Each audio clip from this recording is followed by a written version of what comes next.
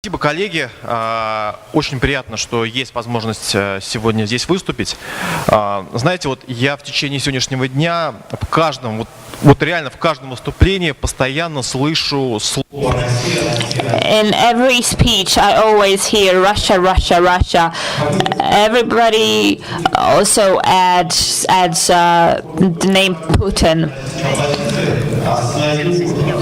As Russian opposition, I now understand that the responsibility is much greater than I thought before. That our responsibility is this role that a lot of things depend upon us, Russian opposition. I understand that now. We are extremely concerned with this situation. We are extremely unhappy with what is happening in the Ukraine.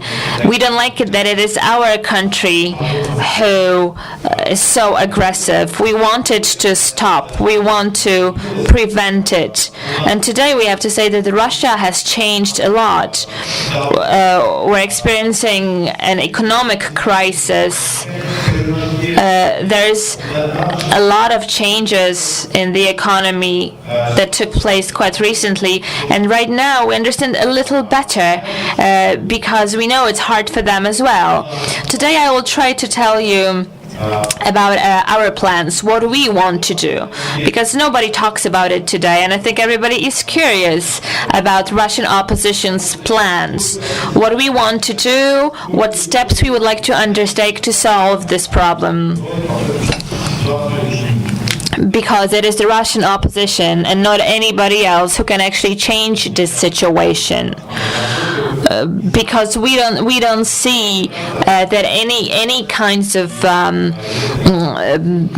trials to influence Putin, like sanctions, it doesn't do anything. It doesn't help, and that's why life is getting worse for regular average Russians because of the Russian economy that is getting worse and worse.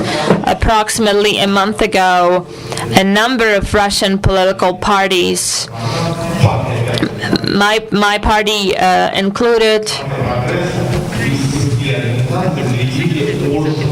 and other organizations said that they would like to begin the work called for the European choice. We just began.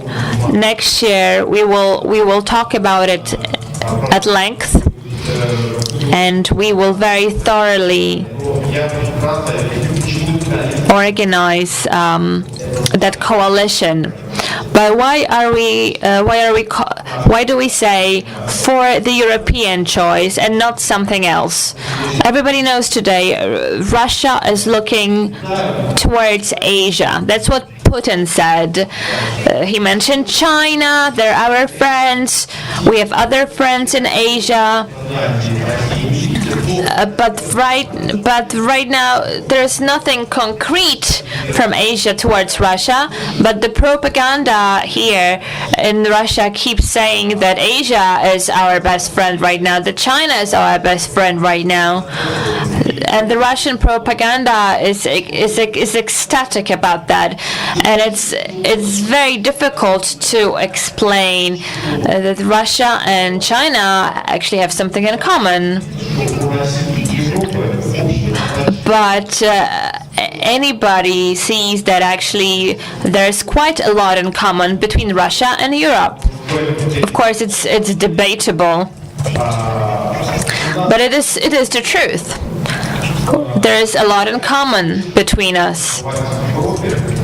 Russians love visiting Europe and so on and so on. Well, that's why the situation is quite similar to what took place in the Ukraine, because Ukraine wanted to go towards Europe, wanted to join Europe, and they reached their goal. Of course, it's still going on, but the process itself began. Russia forced Ukraine towards customs union. How it ended, we all saw. Right now, Russia forces itself towards China. How will it end? Well, I personally hope that this scenario will be a little more positive than it was in the Ukraine. But the strongest arguments that the opposition has and explain to the Russians in Russia that it is better to go towards civilized Europe. It's better to go where there is potential for growth than to experiment that have actually no positive outcome. What else do I want to say? Well, there's a myth, and it's quite popular not just in Russia but also outside of our country. And this myth is that Putin is extremely supported in Russia, that it's like 70-something%, that the vast majority of Russians support Putin, that everybody loves Putin. I will explain this to you. In Russia, there is no independent sociology. There's not even one organization or an institute that would be capable of conducting research or a survey. There's nobody that would ask an inconvenient question, a question that wouldn't be liked or accepted by the Kremlin. So it's just one big lie. That's how they convince that he is so loved and he's so popular, that you have to be with the majority, that he's so popular that you just have to be quiet and wait. And you have to live with that.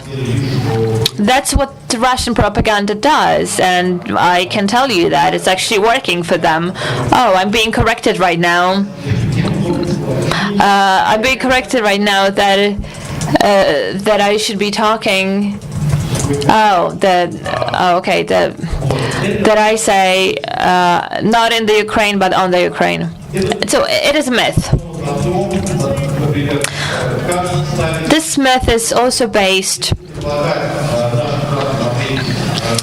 If we asked our citizens to answer this question, who do you support? And mention the names of the candidates that took place in the presidential elections. It was Putin and some other candidates, Zhirinovsky, but it wasn't even worth mentioning.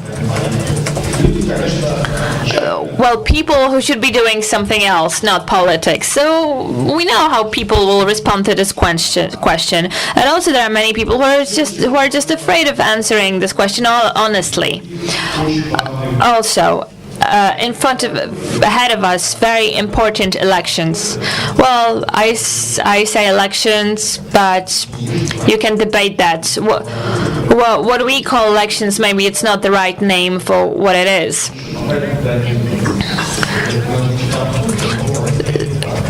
Because no other candidates are being admitted, even before they say if they want to be candidates or not. But there is a window of opportunity. The reason is very simple. During the elections, people wake up and they start thinking, maybe we'll change something. When we're faced with the crisis in the Ukraine, the economic crisis, they start thinking, what's going on here?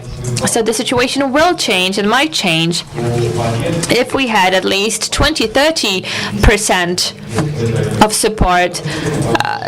It means that people and power will change in Russia, and that's what we want to concentrate on right now.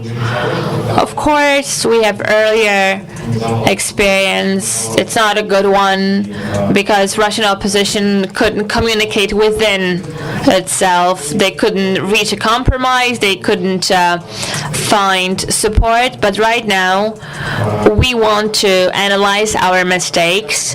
We know how we need to work.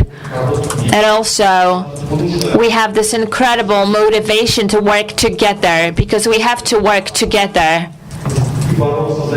and fight for a democracy in our country, in Russia. Or otherwise, we'll be working together, but in lagers or in work camps. And that second variant, we don't like that. It's not something we want to do. So that's why we think it's going to be easier to work together for democracy. The last point I would like to make, what would I like to see from our friends in Europe and other countries who are present here? Well, first of all, sanctions. I heard today that we need to expand the sanctions, make them harsher. Well, our coalition for the European choice, for us, it will be very difficult for us to start this coalition if Putin's television will keep saying, well, you see, they have this coalition, but what are they doing? They want to work in the name of Europe, and what is Europe doing? They keep pushing the sanctions against us. So, because the TV keeps saying it's bad Europe against Russia. So that's why we see this differently. I totally support sanctions against corrupt Putin's official. That's extremely right, and people support that too, despite the propaganda. Even Putin's radio, it might seem strange, people say it's good that sanctions against the oligarchs are good.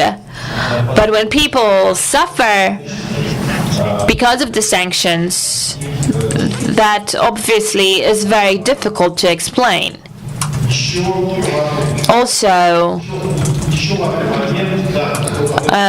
something important. We talked about it today already. Right now, Russia is conducting a very active propaganda, not just within the borders of Russia, but also outside. It's a very serious problem. We need to pay attention to this.